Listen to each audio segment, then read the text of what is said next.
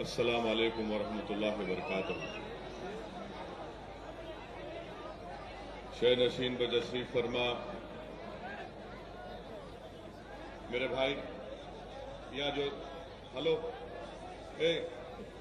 किसी को मत बोलो, एक मिनट ठहर जाओ, कोई किसी को कुछ नहीं बोलेगा, खामोश ठहर जाओ। हाँ बस। शेर नशीन तशरीफ फरमा। वो पटाखों को बंद कर दिए। इतना बड़ा पटाखा खड़ा हुआ आपके सामने, क्या है?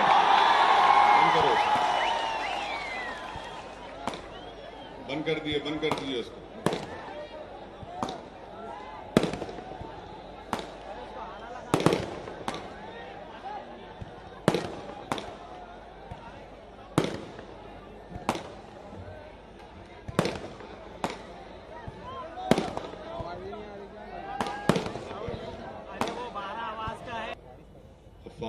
अल्लाह का बहुत बड़ा फजल करम है।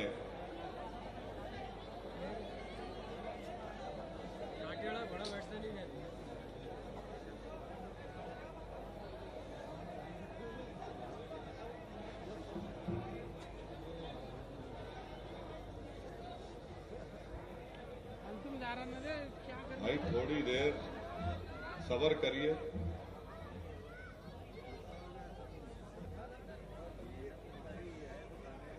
मैं आप तमाम का शुक्रगुजार हूं। तमाम औरंगाबाद के जिम्मेदारों का, बुजुर्गों का, उलमाए कराम का, नौजवानों का, मेरी इज्जतदार माँ और बहनों का, कि आप तमाम की दुआओं की वजह से, आप तमाम की मेहनत की वजह से, आप तमाम के जुस्तजू की वजह से और आप तमाम की कुर्बानियों की वजह से अल्लाह सुब्हाना व तआला ने हम तमाम को एक अजीम कामयाबी से नवाजा। और यकीन जानिए कि ये जो कामयाबी हमको मिली, ये कामयाबी असदुद्दीन ओवैसी, अकबरुद्दीन ओवैसी की वजह से नहीं मिली। ये कामयाबी जो हमको मिली मेरे अजीज दोस्तों, ये सिर्फ और सिर्फ अल्लाह की वजह से मिली है। अल्लाह गफूरुर रहीम है, अल्लाह सत्तार और गफ्फार है, अल्लाह लतीफ है। और इसी लतीफ ने हम तमाम को अजीम कामयाबी से हमकिनार किया। 27 साल एक लंबा अरसा होता है और अल्लाह ने दिलों को जोड़ने का काम किया। दिलों में मोहब्बत डालने का काम सिर्फ अल्लाह सुब्हाना व तआला का है। एक इंसान खड़े होकर 1.5 घंटा 2-2 घंटे तकरीर कर सकता है, मगर किसी के दिल को हक की जानिब रागिब करना सिर्फ अल्लाह का काम है। और ये कामयाबी सिर्फ और सिर्फ अल्लाह की वजह से हुई। जमाना ये समझ रहा था कि एक छोटी सी जमात कैसे इन बड़े बड़े खद्दावर शख्सियतों का मुकाबला करेगी। जमाना ये सवाल कर रहा था कि क्या एक जमात, बरसर इख्तिदार जमात कांग्रेस और राष्ट्रवादी से कैसे मुकाबला करेगी, जिनके पास ताकत है, जिनके पास वसाइल हैं, जिनके पास दौलत के अंबार हैं। मगर जमाने ने देखा और जिन लोगों ने ये सवाल किया था, जिनके जहनों में शक और शुबा था, उन तमाम के शक और शुबे को, उन तमाम के इन गलत फैसलों को, उनकी गलत सोच को, ये तमाम के तमाम इनके फैसले गलत साबित हो गए। क्योंकि हमने अजीज दोस्तों अगर मेहनत की, जुस्तजू की, वो सिर्फ और सिर्फ अल्लाह की खुशनुदी के लिए की। और अल्लाह ने दिखला दिया कि जो कौम जिनका मकसद खालिस और जिनमें इखलास होता है, जो सिर्फ और सिर्फ अल्लाह की खुशनूदी को हासिल करना चाहते हैं, अल्लाह सुब्हानहू तआला ने तारीख इस्लाम गवाह है कि नामसाइब हालात में भी अल्लाह ने उनको कामयाब किया। तो यकीनन औरंगाबाद की यह कामयाबी एक तारीख साज कामयाबी है। अब ये हम तमाम की जिम्मेदारी है कि 27 साल का एक लंबा अरसा हमको लगा, अब हमको ये बताना पड़ेगा कि 27 साल तक नहीं बल्कि सुबह क़यामत तक इंशाअल्लाह ताला औरंगाबाद की सरजमीन से मजलिस इत्तेहादुल मुस्लिमीन के अरकान असेंबली कामयाब होते रहेंगे इंशाअल्लाह ताला। मेरे पास अल्फाज नहीं है कि जो मोहब्बत के मुजाहरे आपने किए, मेरे पास अल्फाज नहीं है। मैं सिर्फ अल्लाह से दुआ ही करता था कि या अल्लाह असदुद्दीन अवैसी इस मोहब्बत का मुस्तहिक नहीं है, असदुद्दीन अवैसी इन नौजवानों के इन जज्बाती लगाव का मुस्तहिक नहीं है। परवरदिगार तो हमको इतना काबिल बना दे कि हम इनकी उम्मीदों पर उतर सके।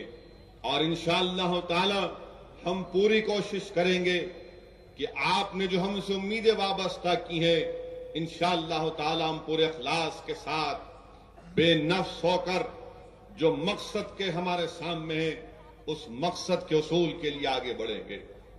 जहां पर हमको कामयाबी मिली वहीं पर हमको इस बात का भी एहसास है कि गफ्फार कादरी साहब भी चंद वोटों से सीट पर कामयाबी हासिल नहीं कर सके। मगर मैं आपको एक अहम बात बताने जा रहा हूं। यकीनन हम तमाम को तकलीफ है कि गफ्फार कादरी साहब को कामयाबी नहीं मिली, मगर मेरे अजीज दोस्तों, जो इत्तेहाद का मुजाहरा आपने किया, यकीन जानिए सही मानों में उस असेंबली हल्के से कामयाबी गफ्फार कादरी साहब की हुई, बीजेपी की नहीं हुई। और अगर हम इसी मेहनत और जुस्तजू को सामने रखकर काम करेंगे और इसी पैगाम को लेकर आगे बढ़ेंगे तो 2019 दूर नहीं है जब हम इंशाअल्लाह ताला दोबारा उस असेंबली हल्के से अपने उम्मीदवार को कामयाब करेंगे।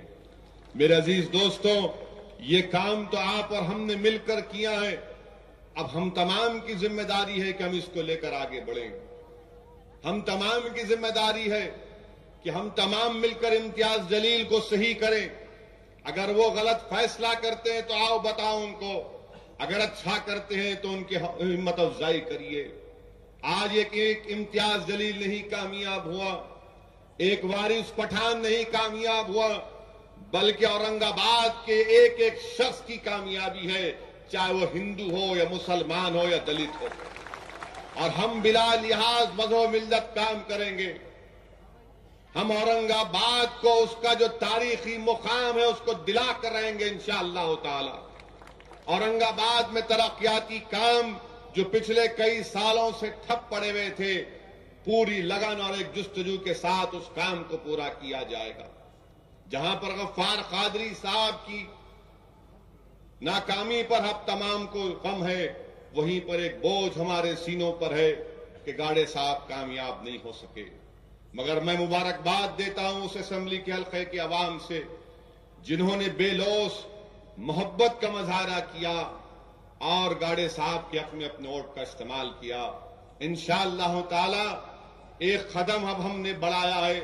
यकीन जानिए अब हमको आगे बढ़ना है। मुझे पूरा यकीन है कि आने वाले 5 साल में जो हमारे ऑर्गेनाइजेशन में कमजोरियां हैं उस कमजोरियों को दूर किया जाएगा।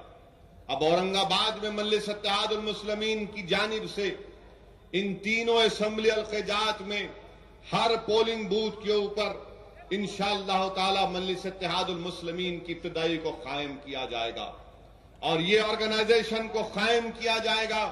और जो मेहनत करेगा, जुस्तजू करेगा, तो यकीन जानिए मैं आप तमाम के दरमियान में खड़े होकर ऐलान कर रहा हूं कि जो मेहनत करेगा, जुस्तजू करेगा, जो जुल्म नहीं करेगा, जो चोरी के कारोबार में मुलविस नहीं होगा, मजलिस इत्तेहादुल मुस्लिमीन और असदुद्दीन ओवैसी उसको डाइस पर नहीं बिठाएगी, मैं उसको अपने खंडे पर बिठाकर औरंगाबाद में फिरूंगा।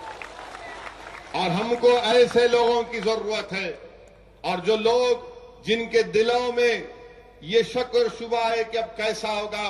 मैं आपसे कह रहा हूं कि आइए जमात के इब्तदाइयों को कायम करिए आपके पोलिंग बूथ के पास, और हैदराबाद से मरकज से भी लोग आएंगे। वो इस तमाम ऑर्गेनाइजेशन की देखभाल करेंगे और हर इंशाअल्लाह ताला तीनों असेंबली हल्क़ात पर यह तंजीमी काम असर नौ किया जाएगा। और मैं आपके दरमियान में खड़े होकर कह रहा हूं कि जिन हजरात ने ऐसे वक्त में मजलिस इत्तेहादुल मुस्लिमीन का साथ किया, मजलिस इत्तेहादुल मुस्लिमीन असदुद्दीन ओवैसी, उन लोगों की इस कुर्बानी को हम कभी नहीं भूलेंगे। जब लोग हमारा हाथ पकड़ने से डरते थे, वो लोग आगे बढ़कर जमात का काम किया। मैं उनका भी शुक्रगुजार हूं। मैं शुक्रगुजार हूं तमाम उलमाए कराम का, जिनका ताल्लुक मुख्तलिफ मसलक से है, मगर जब मामला आ गया इज्तिमाइयत का, तो सब ने कहा कि नहीं, हम एक होकर इस दुनिया को बताएंगे कि इत्तेहाद की अहमियत और उसकी कुव्वत क्या है। मैं उन तमाम उलमाए कराम का भी शुक्रिया अदा करता हूं। मेरे पास अल्फाज नहीं है कि मैं कैसे आप लोगों का शुक्रिया अदा कर सकूं, और मैं ये समझता हूं कि अगर इम्तियाज जलील साहब इन तमाम चीजों को सामने रखकर काम करेंगे तो बेहतरीन खिराज अकीदत होगा, वो बेहतरीन शुक्रिया होगा उन तमाम लोगों का जिनको मैं नहीं जानता, जिनको इम्तियाज जलील नहीं जानते, मगर 15 तारीख के दिन वो इम्तियाज जलील बनकर, वो असदुद्दीन ओवैसी बनकर अपने घरों से निकलकर अपने के कोट का इस्तेमाल किए। मैं आप तमाम का दिल की गहराइयों से शुक्रिया अदा करता हूं, और अल्लाह का भी सबसे पहले शुक्रगुजार हूं कि अल्लाह सुब्हानहू व तआला ने हमको एक अजीम शान कामयाबी से नवाजा। मेरे अजीज दोस्तों, मैं अपने मंजलिसी रुफ़क़ा को बताना चाहता हूं, मेरे मंजलिसी रुफ़क़ा को बताना चाहता हूं, जो मेरे नौजवानों को बताना चाहता हूं कि जिम्मेदारी क्या है।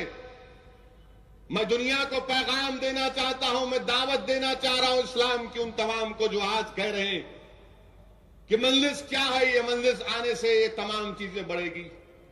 मुझे इस मौके पर मेरे अजीज दोस्तों उलमाए कराम की मौजूदगी में कह रहा हूं कि मुझे फारूक आजम के वे दौर का वाकया याद आ रहा है कि दो लोग फारूक आजम के दरबार में एक नौजवान बच्चे को घसीट कर लाते हैं और लाकर फारूक आजम के सामने कहते हैं कि ये खलीफा, इसने हमारे बाप को मार दिया।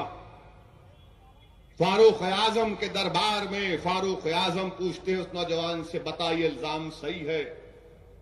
तो उसने कहा यह इल्जाम सही है।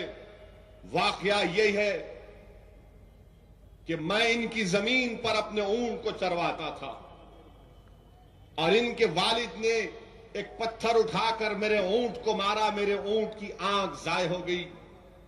मैं गुस्से में आकर पत्थर उठाकर इन नौजवानों के बाप की तरफ फेंका। बच्चा कहता है और वो हलाक हो गई, एक्सीडेंट था। फारूक आजम उन नौजवानों से पूछते हैं, बताओ तुम क्या चाहते हो? कहते क़सास, बदला चाहिए। फारूक आजम उस नौजवान से कहते हैं कि ये इस्लामी कानून है। वो नौजवान कहता है, ए खलीफत रसूलुल्लाह सल्लल्लाहु अलैहि वसल्लम, मुझे 3 दिन का मौका दो, मुझे 3 दिन का मौका दीजिए। मेरा एक भाई है, मेरे मरहूम बाप की दौलत एक जगह पर है, मैं उसको लेकर अपने भाई को देना चाहता हूं और 3 दिन के बाद वापस आऊंगा। फारूक आजम उस नौजवान की तरफ देखकर कहते हैं, क्या कह रहा है? तेरे बाप की कौन सी दौलत और कौन से 3 दिन की तू बात कर रहा है? वो कहता है कि नहीं, मुझे 3 दिन का वक्त दीजिए। तो फारूक आजम ऐलान फरमाते हैं कि अगर इस दरबार में अगर कोई है जो इस बच्चे की गारंटी लेगा कि 3 दिन के बाद आएगा, तो मैं उसको इजाजत देता हूं जाने की। वो नौजवान बच्चा पुकारता है, मेरी मदद करो, मेरी मदद करो, मैं आज मुसीबत में हूं, मेरी मदद करो। लोग ये बात सुनकर अपनी नजरें झुका लेते, खामोश हो जाते, नजरें झुका लेते, खामोश हो जाते, कोई उसकी मदद को सामने नहीं आता। एक हाथ कोने से उठता है, एक हाथ उठता है कि हां मैं गारंटर बनता हूं इस बच्चे का। लोग परेशान होते हैं कि कौन है ये, कौन है ये? तो कौन है ये? अबू दर गफ्फारी रज़ी अल्लाह ताला अन्हु। अबू दर गफ्फारी रज़ी अल्लाह ताला अन्हु, जिन्होंने अरब के कबाइलों पर इस्लाम का पैगाम पहुंचाया, मसाइब उठाए दीन इस्लाम की सरबुलंदी के लिए, वो अबू दर गफ्फारी रज़ी अल्लाह ताला अन्हु अपना हाथ उठाते। फारूक आजम कहते हैं कि ठीक है, और गारंटर का कानून यह है कि अगर 3 दिन के अंदर वो बच्चा नहीं आएगा तो उसकी जगह पे अबू दर गफ्फारी रज़ी अल्लाह ताला अन्हु को सजा दी जाएगी। 3 दिन जब हो जाते हैं, तीसरा दिन होता है, वो दो नौजवान अबू दर गफ्फारी के घर को जाते हैं। असर का वक्त होता है कि चलिए फारूक आजम के दरबार में। कहते हैं कि नहीं, अभी दिन खत्म नहीं हुआ, मगरिब के वक्त दिन खत्म होता। मगरिब के से पहले पहुंचते हैं फारूक आजम के दरबार में। अज़ा हो रही है और दुनिया देखती है कि बच्चा भाग कर आ रहा है। कहे फारूक आजम में आ गया, मैं फारूक आजम में आ गया। लोग खुश होते हैं, लोग मुस्कुराते हैं कि चलो ये बच्चा आ गया। फारूक आजम देखकर उस बच्चे से पूछते हैं कि नौजवान, मैंने तेरे पीछे अपने कोई सिपाही को नहीं भिजाया, मैंने तेरे पीछे किसी को नहीं भिजाया, तू कैसे आ गया, क्यों आया, बता। वो नौजवान पुकार कर कहता है, फारूक आजम, अगर मैं नहीं आता तो दुनिया ये बोल देती कि मुसलमान जब वादा करता झूठा वादा करता, इसलिए दुनिया को बताने के लिए कि वादा करता। फारूक आजम अबू दर गफ्फारी से पूछते हैं, अबू दर, तुम इस बच्चे को नहीं जानते और तुमने इसकी गारंटी ली। हजरत अबू दर गफ्फारी रज़ी अल्लाह ताला अन्हु फरमाते हैं कि फारूक आजम, मुझे भी ये बात गवारा नहीं लगी, मुझे भी ये बात गवारा नहीं लगी कि किसी मुसलमान को मदद की जरूरत पड़े, कोई मदद के लिए पुकारे और कोई उसका हाथ ना पकड़े। इसीलिए मैंने कहा कि मैं इसका गारंटर बन जाता हूं। याद रखो नौजवानों, याद रखो मेरे मंदिर की रुफ़क़ा, अगर कोई तुमको मदद को पुकारे तो जाओ उसकी मदद करो। तुम उसकी मदद करोगे तो यही इस्लाम है, यही इस्लाम है जिसके फारूक आजम के जमाने में फ्रांस के साहिलों तक पहुंच गया, चीन तक पहुंच गया। देखो अबू दर गफ्फारी के पैगाम को कि फारूक आजम के दरबार में कह रहे कि उमर खत्ताब रज़ी अल्लाह ताला अन्हु अगर कोई मदद को पुकारे और मैं उसकी मदद ना करूं। अजीजान मिल्लत, इस जज्बे को पैदा करो नौजवानों कि वादा करो तो पूरा करो, और जब जिम्मेदारी लो तो उसको पूरा करो। यही हमारी कामयाबी का जामिन बनेगा, यही हमारी कामयाबी का जामिन बनेगा। मेरे मल्लिस सिर्फ मेरे एमएलए जो आज यहां पर शहनशीन पर बैठे, याद रखो, इसको अपने सामने रखो। जब रात के 2 बजे तुमको कोई फोन करेगा तो ये नहीं कहना अरे तंग कर रहा है नींद में, अरे तंग कर रहा है उठाओ फोन। हो सकता है कि वो परेशान होगा। तुम अगर कुछ काम नहीं भी करे उसका फोन से अच्छी बात कर लो। वो जिंदगी भर लोगों को बोलते फिरेगा कि मैं रात के 2 बजे इम्तियाज जलील को फोन किया था, इम्तियाज जलील मेरा फोन उठाया। मेरे अजीज दोस्तों, ये स्पिरिट, ये ईसार और कुर्बानी के जज्बे को हमको पैदा करना पड़ेगा। जब ये पैदा होगा तो ये मजलिस इत्तेहादुल मुस्लिमीन की कामयाबी होगी। अब यहां जलसे के बाद अगर कोई जाकर रात के 2 बजे फोन करेंगे, नहीं नॉर्मल होश के हालात में करे तो एतराज नहीं। बाज लोग बेहोशी की हालत में फोन करते, नहीं देखने को फोन करा तुम होशियार है, सो गए। अरे भाई फजर को उठना है, गुनाहगार आदमी हूं। लोग करते फोन ऐसा, और महाराष्ट्र से तो फोन रात में जाते मेरे को। मगर मैं समझता हूं रात में क्यों आते फोन, क्योंकि वो गरीब हैं, दिन भर मेहनत मजदूरी करके अपनी जिम्मेदारी को निभाकर जब घर को आता है तो बोलता है चलो एक फोन लगाएंगे हैदराबाद की। मैं शुक्रगुजार हूं आपका। आप जब कभी भी मुझे पुकारेंगे या नहीं पुकारेंगे, हमारी जिम्मेदारी जो है इंशाअल्लाह ताला हम करेंगे। मेरे अजीज दोस्तों, ये कामयाबी आपकी है। आपने इत्तेहाद का ये जो फिजा पैदा की, ये काबिल मुबारकबाद है। ये इत्तेहाद की फिजाओं ने संघ परिवार की नींद को हराम कर दिया। ये इत्तेहाद के पैगाम ने,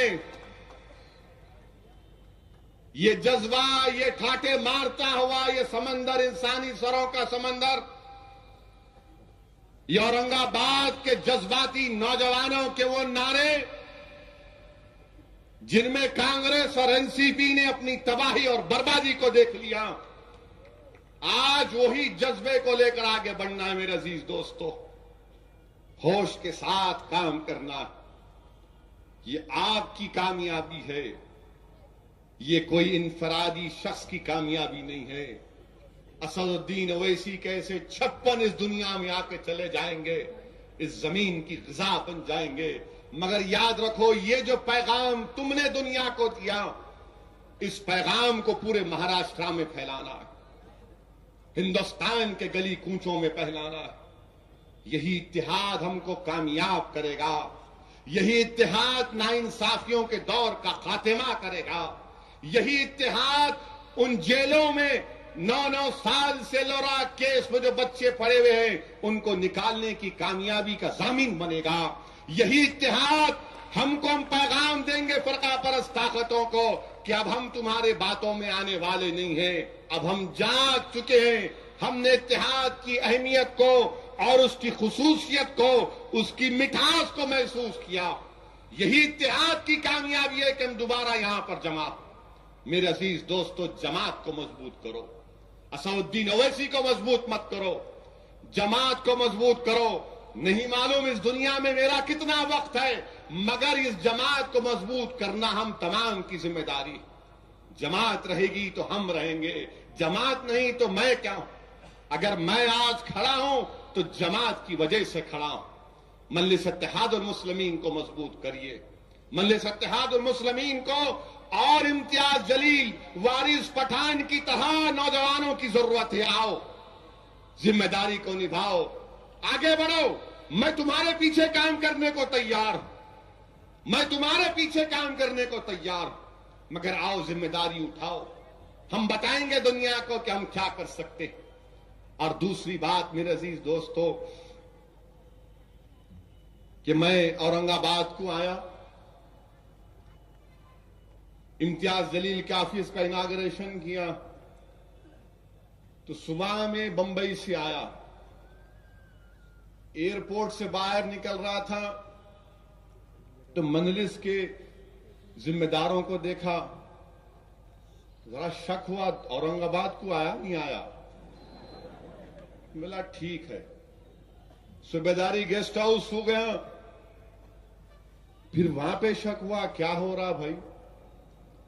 उसके बाद हम लोग अहमदनगर गए, वापिस आए, गफ्फार कादरी साहब के अजीम शान उस तालीमी इदारे में गए।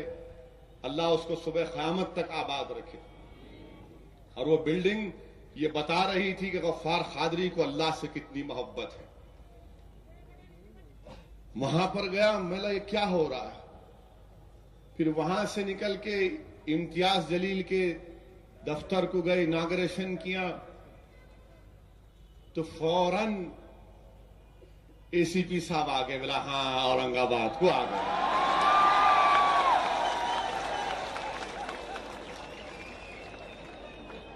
मैं बोला वाह, सुबह से पेट में दर्द हो रहा था, कहां है कहां है कहां है।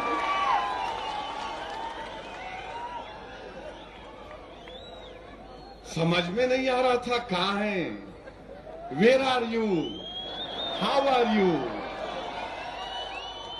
एसीपी साहब को देखते ही कलेजे को ठंडक पहुंची। एसीपी साहब आके, मैं बोला आइए। इम्तियाज जलील साहब बोला एंटी रूम खोलो, अंदर बैठेंगे। मिला लाओ, कहां पे साइन करूं लव लेटर पे।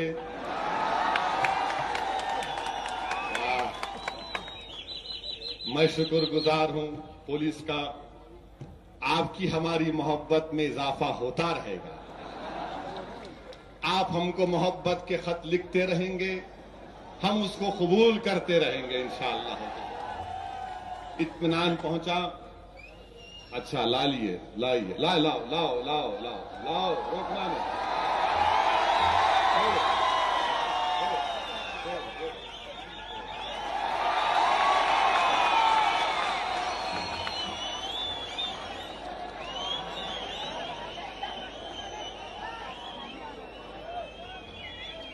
कोई सियासी पार्टी के जलसे में गरीब आ सकता चल के? ये मजलिस इत्तेहादुल मुस्लिमीन है।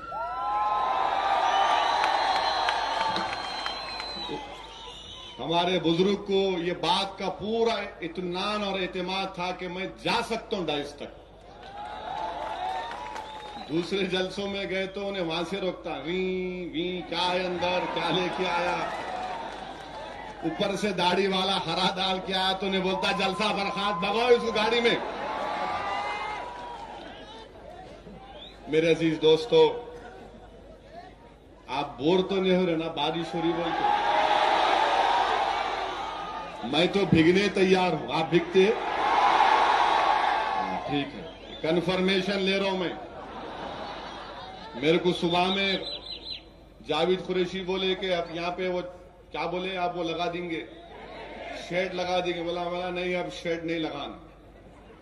हम तो ये कांग्रेस बीजेपी शिवसेना के शेडों को तोड़ के आए। अब कोई शेड नहीं। हमारे अल्लाह का आसमान हमारे लिए शामियाना है, वही काफी हमारे लिए।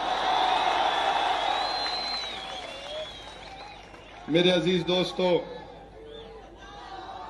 अभी नहीं, फिर अखबार में लिख देंगे। सुनो जरा, फिर अखबार में बरखादत आर्टिकल लिख देंगे। बरखादत कौन है मालूम? एनडीटीवी के इम्तियाज जलील के बॉस थे 10 साल तक। बहुत बड़े रिपोर्टर हैं उन्होंने हिंदुस्तान टाइम्स में आर्टिकल लिखे। औरंगाबाद में नारे लगाए गए थे। कौन से नारे लगाए? अभी क्या नारा लगाए थे आप? आके नारा लगाओ, इधर आओ, लगाओ नारा। वो मैं भी तुम्हारे साथ बोलता हूं। मुसलमानों को जय भीम और दलितों को जय मीम, ये लगा था। ये नारा लगा तो हमारी बहन बरखादत हिंदुस्तान टाइम आर्टिकल लिखे, ऐसे नारे लगाए। ये नारा लगाए जय भीम जय मीम। पूरे अखबार में लोग मेरे को फोन आकर रहे, ऐसा लिखे। अरे बोला मैं क्या बोलूं, औरंगाबाद में ऐसे नारे नहीं लगाते, कभी नहीं लगाए। और फिर बरखादत हिंदुस्तान टाइम्स के आर्टिकल में लिख दिए क्या सऊद्दीन ओवैसी मुसलमानों का मोदी कहते। मैं बोला ये मेरे को कहीं गाली दे रहे।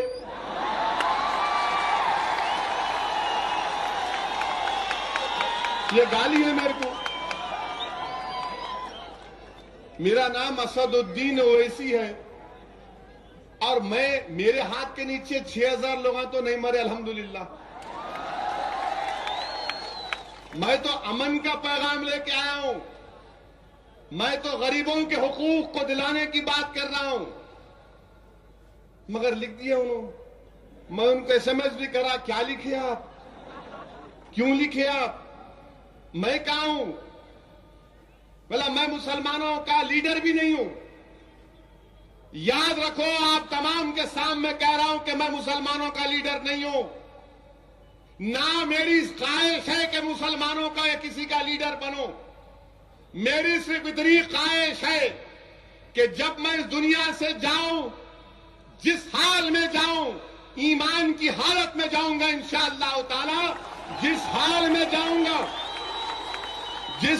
में जाऊंगा मेरे की ख्वाहिश है कि लोग कहना कि नहीं ये लीडर नहीं था, ये फकीर था, ये हमारा नौकर था। ये मेरी ख्वाहिश है और अल्लाह जानता है मेरी इस ख्वाहिश को।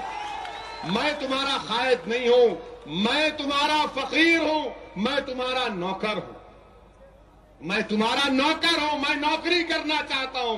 मैं हिंदुस्तान के उन गरीब, मजलूम, मुसलमान और दलितों की नौकरी करना चाहता हूं। मैं तुमसे भीख मांग रहा हूं कि तुम मुझे अपना नौकर बना लो। तुमने बहुत सौ की नौकरी की, तुम आज मुझे अपना नौकर बना लो। तुमने बहुत सौ को अपना आका बनाया, नहीं, मैं तुम्हारा कोई नहीं हूं, मैं तुम्हारी नौकरी करना चाहता हूं। मजलिस इत्तेहाद और मुस्लिमीन तुम्हारी नौकरी करना चाहती है। हम फकीर हैं, हम कलंदर हैं, क्या लेके आए थे, क्या लेके जाएंगे।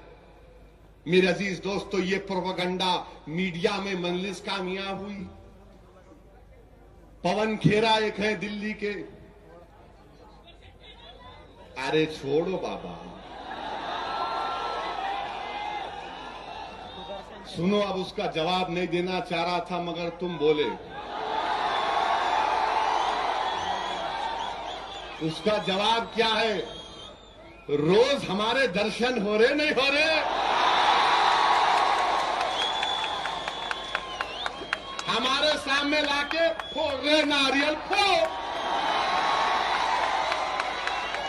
मेरे दर्शन कर रहे नहीं कर रहे, छोड़ो, मगर तुम उनका दर्शन न करो, उनको करने दो।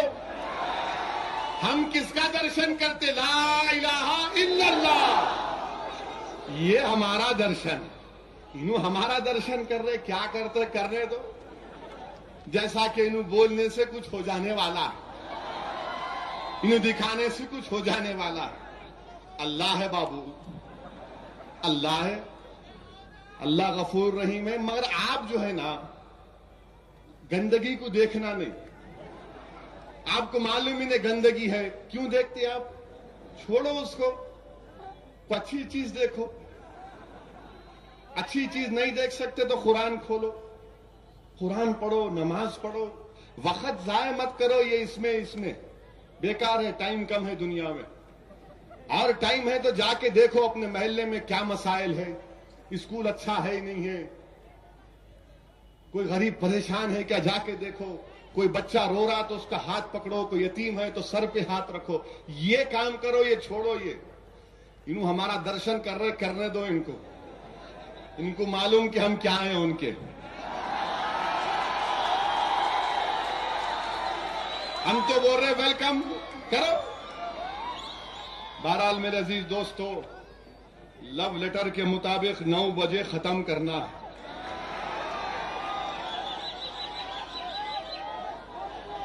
तो आधा घंटा है अभी, 30 मिनट है। इंशाअल्लाह मैं पूरी बात करके ही जाऊंगा।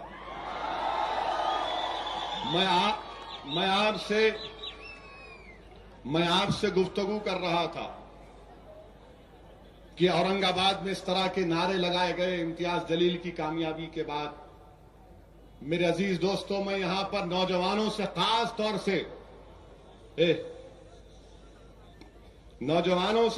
तौर से अपील करना चाह रहा हूं कि कोई हमारे खिलाफ बोलता है, बोलने दो। बकता है, बकने दो। दीवाना है, दीवानगी का मजाहरा करने दो।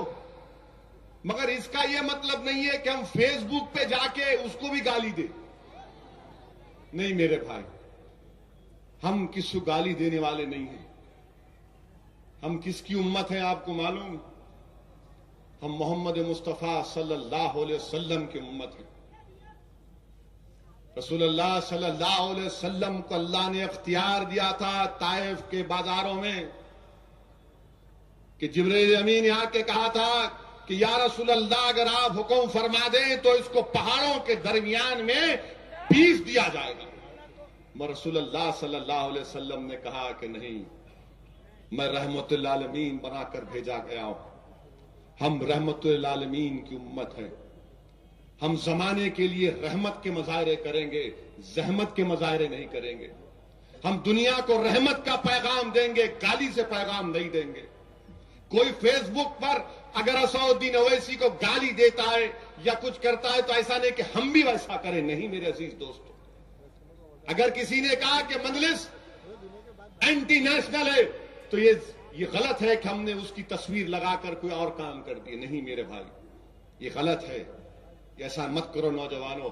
यकीनन फेसबुक पर आर्ग्यू करो, डिबेट करो, अपने मशवरों के साथ, अपने स्ट्रांग पॉइंट्स के साथ, और उनको अपनी बहस से, अपने पॉइंट से सामने वाले को जेर कर दो। मगर आदाब के दायरे में रहकर, आदाब के दायरे में रहकर, हमारा कोई कट्टर दुश्मन भी होगा तो उसको मां बहन की गाली नहीं देना। हां, अगर कोई सोशल मीडिया पर अल्लाह के रसूल सल्लल्लाहु अलैहि वसल्लम की शान में गुस्ताखी करता है तो नोट करो मेरी इस बात को। हमारे हिंदुस्तान में, हमारे वतन अजीज में सेक्शन 66 आईटी एक्ट है, और आईटी एक्ट के तहत कंप्लेन दो, नॉन अवेलेबल सेक्शन लगता है उसके ऊपर। प्रिंट आउट निकालो, आईपी नंबर दो, पुलिस स्टेशन को जाके बोलो यहां से, ये जगह से मेरे रसूल मोहम्मद मुस्तफा सल्लल्लाहु अलैहि वसल्लम की शान में गुस्ताखी हुई। IT act section 66, 153A, 295 IPC लगाओ, जाके कंप्लेन करो, एफआईआर इशू होगा। ये काम हमको करना है।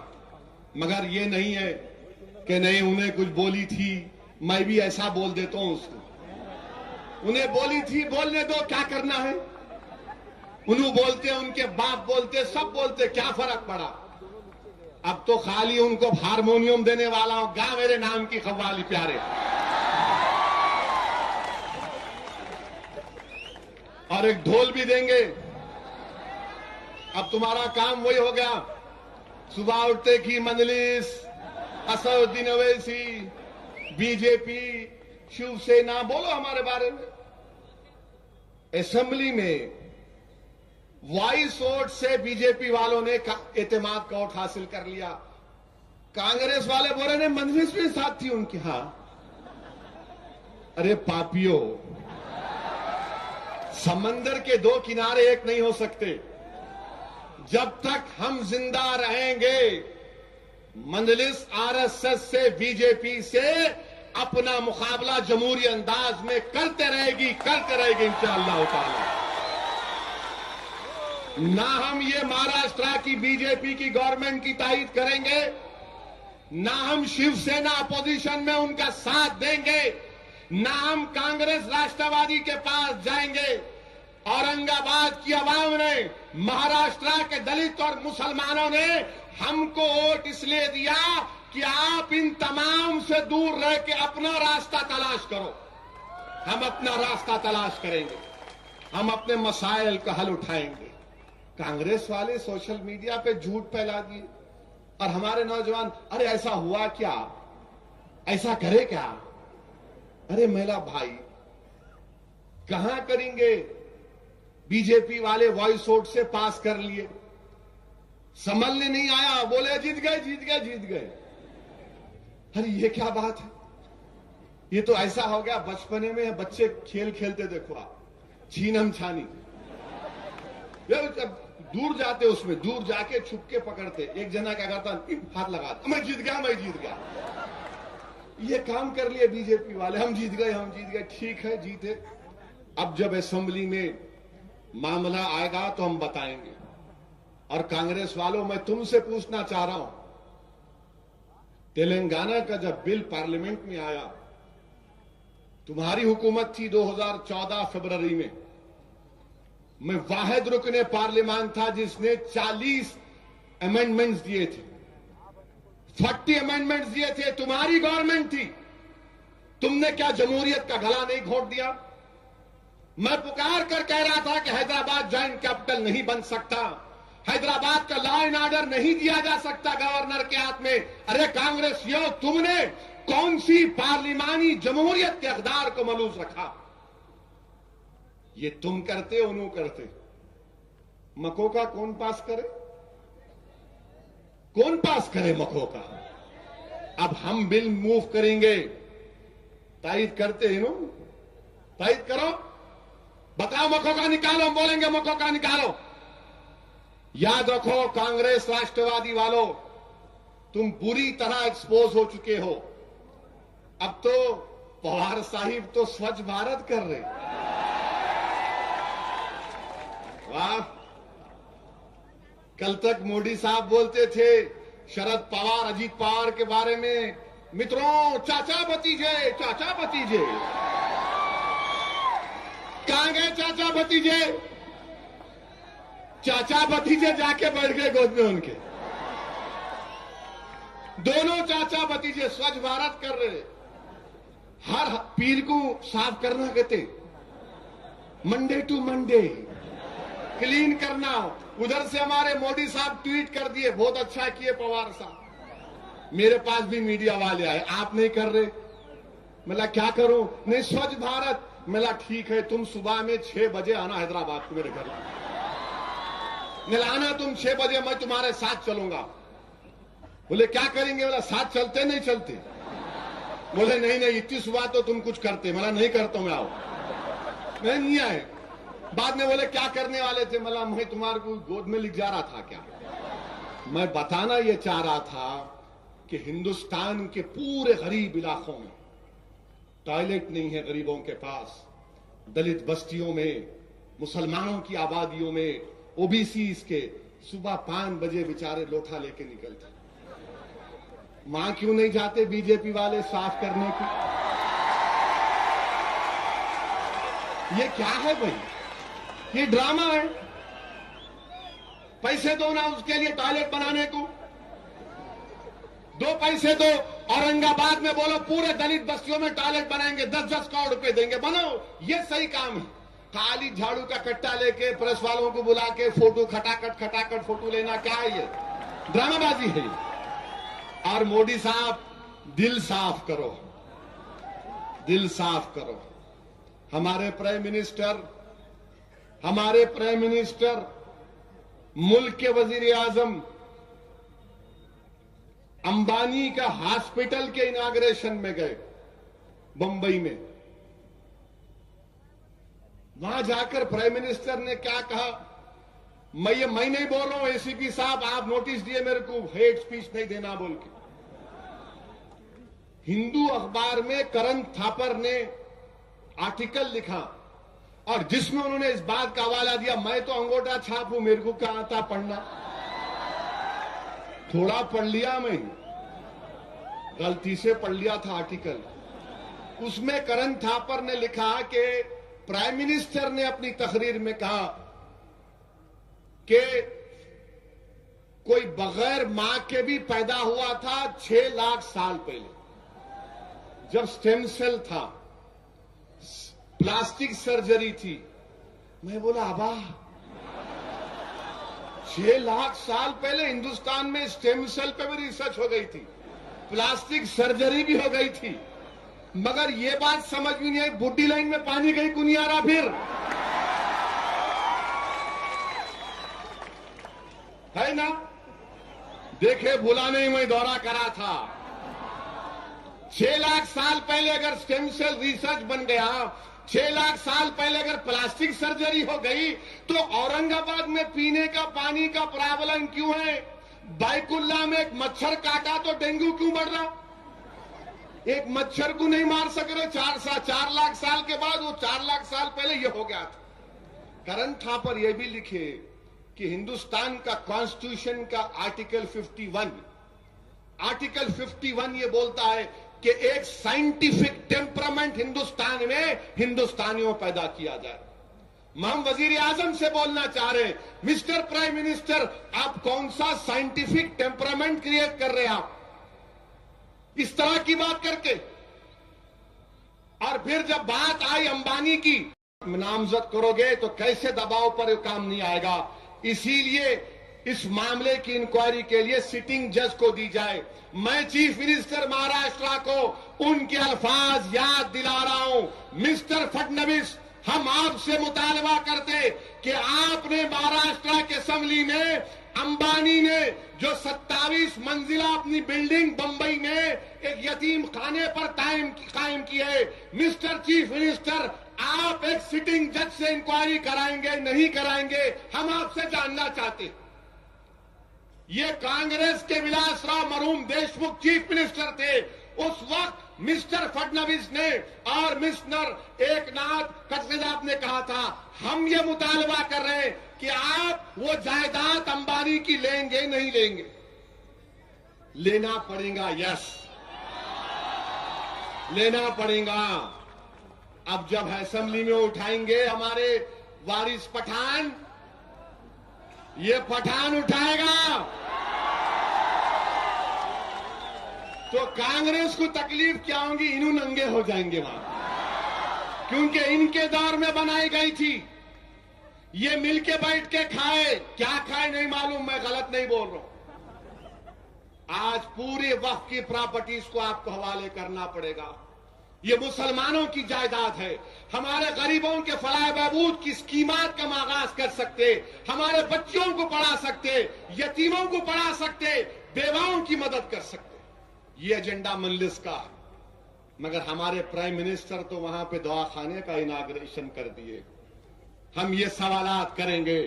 दूसरा सवाल ये होगा महाराष्ट्र के असेंबली में कि एलोरा आम साल केस में बैठ जाओ, बैठो बैठो बैठो बैठो, टाइम नहीं है, बैठो। हेलो काले बैग वाले, बैठो बैठो। हाँ अब तुम सुनो, ये मजलिस इत्तेहादुल मुस्लिमीन का प्रोग्राम। एलोरा आम साल केस में हम महाराष्ट्र की गवर्नमेंट से मुतालबा करते हैं कि मेरे भाई 8 साल हो गए, एक भी विटनेस का बयान कलमबंद नहीं करवाए। आप रोज क्यों नहीं चलाते ट्रायल को? रोज चलाओ। वो बच्चे अगर मुजरिम है तो मुजरिम करार दो। और हम महाराष्ट्र की गवर्नमेंट से मुतालबा कर रहे कि तुम्हारी एटीएस ने हमारे औरंगाबाद के एक बच्चे को लेकर गए, बच्चा गायब, वो बच्चा गायब है। नईम कहां है? नईम कहां है? नईम की मार हो रही है, नईम की मार हो रही है। नईम के हवाले हमको कर दो, नईम दे दो हमको। इंशाअल्लाह ताला ये बात उठेगी महाराष्ट्र के ऐवान असेंबली में। मेरे अजीज दोस्तों, आज महाराष्ट्र के असेंबली में कोई पुकारने वाला आया है, कोई पूछने वाला जाएगा, कोई दीवाना जाएगा। ये बहुत से मक्कारों के मक्कारियत का खात्मा हो चुका। अब सवालात किए जाएंगे, गरीबों के सवालात किए जाएंगे, उसके सवाल का हल तलाश किया जाएगा। और मैं महाराष्ट्र की गवर्नमेंट से पूछना चाहूंगा कि ये जाधव को, सुनील को अहमदनगर में कैसे मार दिया गया। अहमदनगर के उस इलाके में हम लोग गए, जौखेड़ा को गए थे। आज हमारे दलित भाई जौखेड़ा के गांव को गए, जौखेड़ा खलासा को गए। मेरे अजीज दोस्तों, यकीन मानो बड़ी तकलीफ हुई कि मैं एक मां के सामने बैठा हुआ था, एक भाई के सामने बैठा हुआ था। एक मां ने अपने बेटे को खोया, एक भाई ने अपने 5 भाइयों में से एक भाई को खोया, एक दादी ने अपने पोतरे को खोया, एक चाचा ने अपने भतीजे को खोया, किसी ने अपनी बहन को खोया। क्या हो रहा है यहां पर अहमदनगर में? एक दलित खानदान के 3 लोगों को कत्ल किया गया। कत्ल करने के बाद सर को काटा गया, एड़ियों को काटा गया, पेट को काटा गया। जिस तरह खेत में फर्टिलाइजर डालते हैं, उस तरह इनके जिस्म के आज़ा को खेतों में फेंक कर चले गए। 3 हफ्ते हो गए। 3 हफ्ते से क्या कर रही है वहां पर अहमदनगर में पुलिस? क्या कर रही है? अगर हम एक बंडा उठाते मारने के लिए तो हम पर क्या लग जाता? मुकदमा लग जाता। दलित एहतजाज करते तो दलितों पर केस बुक कर दिए। ये क्या इंसाफ है? ये क्या इंसाफ हो रहा है? इंसान की जान की अहमियत नहीं है। अरे मरने वाला दलित हो तो उसको कोई अहमियत नहीं है उसकी जान की। अंबेडकर का नाम लेने वालों, यही अंबेडकरवादियों को मारकर तुम्हारी रियासत में जिस्म के टुकड़े कर कर उनके खेतों में फेंक दिया जा रहा है। 3 हफ्ते हो गए, कोई नहीं पकड़ा गया। और औरंगाबाद में हम जलसा करने को आते तो हमको नोटिस दी जाती कि ये नहीं बोलना, वो नहीं बोलना। मुझे एतराज नहीं है, मैं सिर्फ इंसाफ का पैमाना तुम्हारे सामने रख रहा हूं कि दलितों की जान की कीमत नहीं है, उनके खून की कीमत नहीं है कि जिस्म को काट कर फर्टिलाइजर की तरह खेतों में फेंक दिया गया। वो मां पुकार कर कह रही थी मुझसे, मराठी में कह रही थी, हमारे भाई तर्जुमा कर रहे थे, वो कह रही थी मुझे पैसे नहीं चाहिए, जिन लोगों ने मेरे बेटे को काटा उनको काटो। वो मां पुकार कर कह रही थी, अपने जज्बात की सही तर्जुमानी कर रही थी। और हर मां यही कहेगी, जिस मां के बच्चे को काटा जाएगा वो मां यही बोलेगी कि जिसने मेरे बेटे को काट कर फेंक दिया उसको भी काट कर फेंक दो। याद रखो हुकूमत करने वालों, अगर तुम गरीबों से इंसाफ नहीं करोगे, ये दलित जिनके पास कोई ताकत नहीं है, दौलत नहीं है, मगर याद रखो गरीब के पास एक बहुत बड़ी ताकत है। जब वो हाथ अल्लाह की बारगाह में उठाता तो अल्लाह सुब्हानहू व तआला उनकी आंखों को खाली जाने नहीं देता। तुम गरीबों की आंखों को नहीं देख सकते।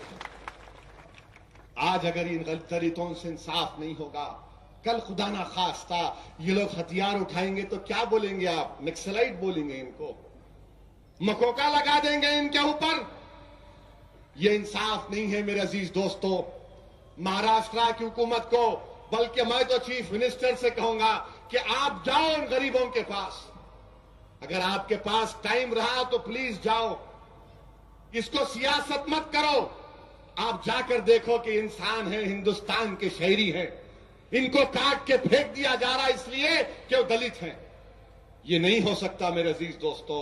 ये बात भी ऐवान असेंबली में उठाई जाएगी, ये बात भी नागपुर के असेंबली में इंशाअल्लाह ताला हम पूछेंगे। और फिर ये कांग्रेस के लोग जो बड़ी बड़ी बातें कर रहे थे, अजीब इत्तेफाक दिखा मुझे कि जब मैं देख रहा था टीवी के ऊपर विजुअल्स, तो कल तक पृथ्वीराज चौहान चीफ मिनिस्टर थे। पृथ्वीराज चौहान जब असेंबली में जाते थे तो सब सलूट करते थे उनको, पुलिस वाले, सब स्टाफ उठता था असेंबली में। मगर कुर्बान जाइए महाराष्ट्र की आवाम पर, जमहूरियत पर, लोकशाही पर, कि यही महाराष्ट्र की आवाम ने पृथ्वीराज चौहान को असेंबली की सीढ़ियों पे लाके बिठा दिया। बैठ यहां पे, अब बैठ। वहां बैठ गए चीफ मिनिस्टर। इंसाफ करो, इंसाफ करो, हक दो, हक दो। अच्छा, हम जब पुकार रहे थे जेलों में हमारे बच्चे हैं, हम जब पुकार रहे थे स्कॉलरशिप दो, मगर कुछ नहीं कर सके। आज वक्त के चीफ मिनिस्टर को इख्तिदार गया तो रोड पे आके बैठ गए, सीढ़ियों पे बैठ गए।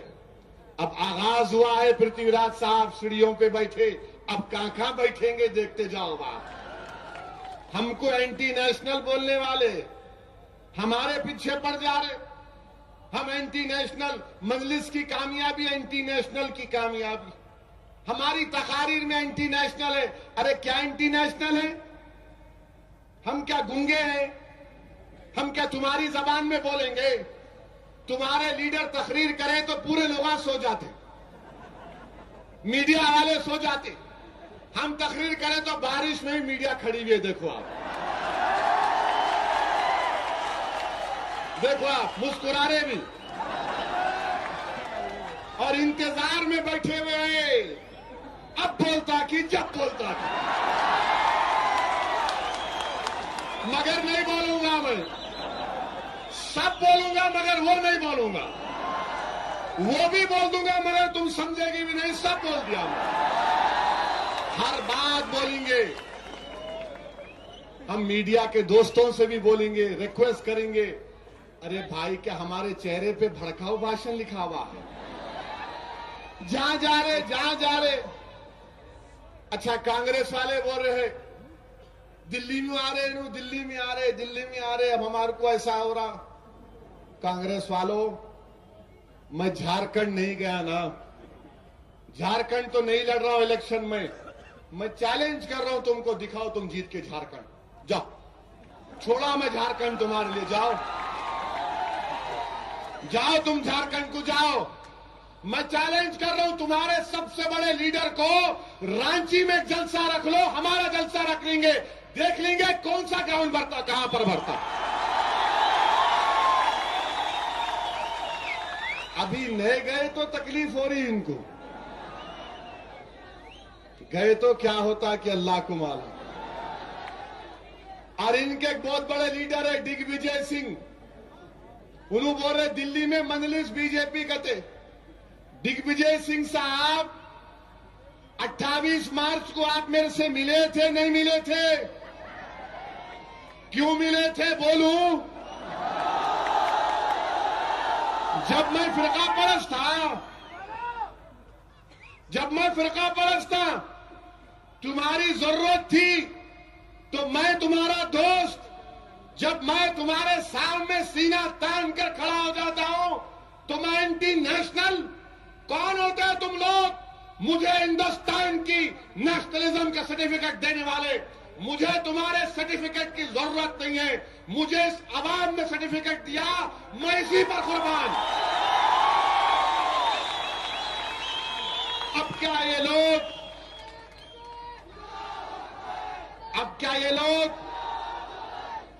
क्या ये लोग नोटरी का ऑफिस खोल दिए क्या? स्टैंप मार के देंगे, इन्हों है तो सेकुलर, इन्हों कम्युनल। अगर मुकाबला करना है आरएसएस बीजेपी का तो दिल बड़ा करो, तुम दिल बड़ा करो। और तुम ये मत समझो कि तुम ही सब चीज की मर्ज की दवा हो। तुम हरगिज ये मत समझो कि तुम ही मुकाबला कर सकते नहीं। और तुम हरगिज ये मत समझो कि इनको हम बिठाएंगे तो इनको बाहर बिठाएंगे और हम सामने रहेंगे, नहीं। अगर मुकाबला करना है तो तुमको बराबरी का मुकाम देना पड़ेगा, मेरे मसाइल पर बात करना पड़ेगा। वरना मैं कोई कायद बनने का मेरा इरादा नहीं। मैं खलंदर, मैं फकीर, मैं एक नौकर हूं। मुझे कोई इख्तिदार के महलों में जाकर बैठने की ख्वाहिश थी ना है ना रहेगी इंशाअल्लाह। मुझे हिंदुस्तान के कोई वजारत से मोहब्बत नहीं है। मैं इन गरीबों के दरमियान में रहना चाहता हूं, मैं लड़ना चाहता हूं, इनके बहते हुए आंख से आंसू को पोंछना चाहता हूं। मैं इनके साथ ठहर कर हुकूमतों से लड़ना चाहता हूं, इंसाफ की लड़ाई लड़ना चाहता हूं। ये काम आपको करना पड़ेगा, ये काम आपको करना पड़ेगा। मगर अगर कोई बोलेगा नहीं, इन्हों एंटी नेशनल शिंदे साहब,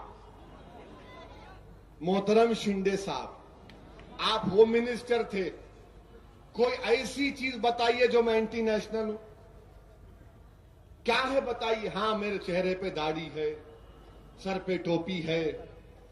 अब तो शिवसेना वाले बोल रहे हरी टोपी पहन लो कहते। याद रखो शिवसेना वालों, तुमको मोदी ने बड़ी टोपी पिला दी, तुम समझे भी नहीं, तुम्हारे को एक नहीं 4 मरतबा भिना दिया। हम समझ गए, क्योंकि हम ये टोपी उतारते नहीं किसके सामने। और कोई पिनाने आया तो बोलते रहने दे बाबा, हमारी टोपी हमारे को उतारो। हरी टोपी दिए कहते। उर्दू पढ़ाए तो तकलीफ है। क्या तकलीफ है भाई? इनकलाब जिंदाबाद का नारा अगर किसी ने दिया तो उर्दू जबान ने दिया। उर्दू जबान ने हिंदुस्तान की आजादी में बहुत बड़ा रोल अदा किया। एक जबान ने पूरे मुल्क को मुत्तहिद किया अंग्रेजों के खिलाफ। एक फतवे ने पूरे मुल्क को मुत्तहिद किया। उलमाओं के खून की सियाही मुल्क को मुत्तहिद किया। एक उर्दू जबान का नारा पूरे मुल्क को मुत्तहिद किया। आप बोल रहे उर्दू से ऐसा नहीं, उर्दू सिर्फ मुसलमानों की जबान नहीं है, यह हिंदुस्तान की तहजीब और तमद्दुन का एक बहुत बड़ा हिस्सा है। इसको बचा के रखना तमाम हिंदुस्तानियों की जिम्मेदारी। और हमारे खिलाफ शिवसेना वाले बोलते, अरे मेरे भाई, एक दाढ़ी वाले का गुस्सा ये दाढ़ी वाले पे कहीं को निकाल। तुम्हारा गुस्सा उससे निकालो, लड़ो झगड़ो, अच्छा है। हम 50 साल से देख, आप हमारे ऊपर हावी रहे, आप लड़ो, हम बैठ के देखते हैं यहां से। वेरी गुड, हाँ लड़ो, चलो तुम करो, तुम गिरो, आगे अब करो। हमारे पीछे क्यों पड़ रहे? हम तो डेवलपमेंट का एजेंडा लेकर आगे बढ़ रहे हैं। हम डेवलपमेंट करना चाहते हैं। हम हुकूमत से कंस्ट्रक्टिव अपोजिशन का रोल अदा करेंगे। हम पूरी जुस्तजू के साथ और बेबाक तरीके के साथ आवाम के मसाइल को उठाएंगे और इसलिए आप तमाम के ताउन की जरूरत है। मेरे अजीज दोस्तों, दुआ करो आप कि अल्लाह मजलिस इत्तेहादुल मुस्लिमीन को और कामयाबी से नवाजे और हम जाएंगे उत्तर प्रदेश को। इंशाअल्लाह ताला उत्तर प्रदेश की फिजाओं में वही नारे चलेंगे जो महाराष्ट्र की फिजाओं में चल रहे हैं। उत्तर प्रदेश की फिजाओं में मजलिस जाएगी, इंशाअल्लाह अपना मुकाम पैदा करेगी। अब खत्म होने का टाइम आ गया मुलायम सिंह की फरका परस्त गवर्नमेंट का। जमात को मजबूत करिए, अमन को मजबूत करो, कोई ऐसे नारे मत लगाओ और खामोशी से अपने अपने घरों को जाइए और जमात की जिम्मेदारी को निभाइए। शुक्रिया, अल्लाह हाफिज।